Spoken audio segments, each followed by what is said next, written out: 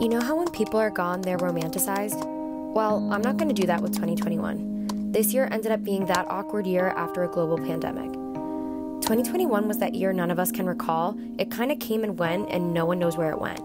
2021 is that person whose name you forget. But why is that?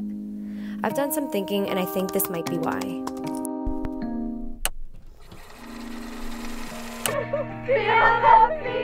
Some friends went back to work this year, and some didn't.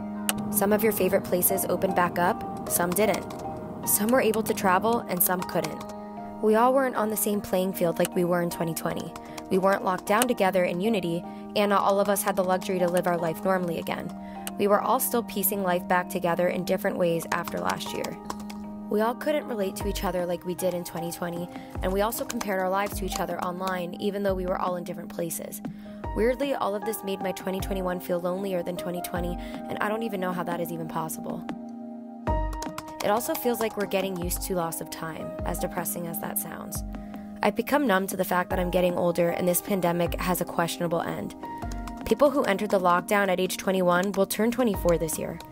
I entered the pandemic at 24, and I'll be 27 this year. I now don't care about how much time we're losing, but I wonder if one day I'll look back and feel cheated in my 20s. Am I numb to growing up, or am I just getting used to a pandemic? I keep wondering every day. Life would feel better, and then there'd be a spike in cases. We'd feel safe to hang out in groups, and then we didn't. With life being so unreliable, I kind of learned to not get too attached or used to anything that brought me happiness outside of my control. The things that were in my control were my music, my alone time, my videos, my apartment, and my relationships. And by focusing on just those, I kept myself grounded and found my happy spot within that no outside thing could affect. Even though 2021 was that awkward year, I really made it the best it could be for me. Different from 2020, I felt my pandemic friendships slowly distance as quickly as they came together last year. The pandemic created this illusion that I had things in common with people, when in reality, all we just bonded over was being in a pandemic and wanting to have fun. Once people started going back to work, the Zoom stopped, the group chats quieted down, and slowly we simply distanced. But something I did learn is that it's okay to distance. I don't need to dramatically cut people off. There doesn't need to be drama, but just simply know where each other stands. As adults who are trying to navigate their 20s after a global pandemic, I kind of stopped taking everything personal because it's not personal. We're all just trying our best. I unintentionally lowered my expectations with everyone and made my circle smaller. And I'm happy that way. I also noticed that distancing from the right people brought me closer to my boyfriend. I think being quarantined with my significant other made me yearn for adventures with friends and forget that the person I have my best memories with was right there all along. This year, I feel like I got my boyfriend back after being quarantined grumpy roommates. I think a part of the reason why I'm now able to choose when to distance myself from someone is because somehow during this year, I gained my self-worth back. Though I still love hard and give my all, because that's who I am, I'd rather spend time by myself, enjoying myself, and treating myself than be around people who make me question myself. Rather than be sad at people who don't see my worth, I now get mad. I get mad at wasted time, and I get mad at ways I used to allow people to treat me. This year, I stopped using my bad habits as excuses and realized they were actual problems and they weren't cute. Such as my procrastination, lack of motivation, extreme disorganization, messiness, poor time management, impulsive and irresponsible purchases, mood instability, my crave for stimulation. So I went to see a psychiatrist for the first time. In August 2021, I was diagnosed with ADHD and officially began the steps to treating it. Since then, I have felt like I've been growing up. Less thoughts, more action. Less blaming, more taking responsibility.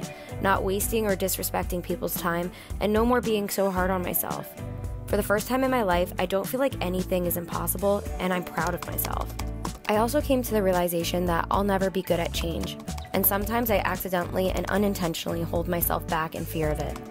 Since 2020, I've been pushing myself to keep evolving and keep moving forward, and I didn't want that progression to stop here in 2021. As much as I love this apartment and I've made so many memories and songs in it while quarantined, it started to feel like it was time for a change. Although this colorful and cozy apartment won't follow me through the new year, I will be a new homeowner with my best friend and long-term boyfriend, where I can make every room my personality and I can call it mine. I also knew I had to get over my fear of flying. Not getting on a plane left me with no choice but to be stuck in a city I didn't belong or a town that didn't give me everything I need. I realized my only real way of true happiness is being the bi-coastal, bisexual girl that I am. And that involves having a little bit of West Coast and my home on the East Coast. My cozy small town grounds me, but airplanes and new cities push me. This year, I was able to overcome that fear with new perspectives, and I've been able to have the best of both worlds that I want. Little did I know that facing my fear of flying would also open so many doors for my career as well, like building partnerships with brands out in LA, to last minute flying to LA after being invited to the AMAs. After spending a whole year of releasing music from my apartment in Pennsylvania, I was finally able to perform and see you guys in person at my first headlining show in New York City, where I got to perform my debut EP, Nights Alone, and spend a night alone with you guys. There were good and there were bad, but I sit here not knowing what the start of 2022 will look like. I have so many plans, but if 2022 repeats any patterns that 2021 has made, we won't ever know what each month will bring as we recover from 2020. So for now, I'm gonna sit back and see what happens. 2022, please be good to me.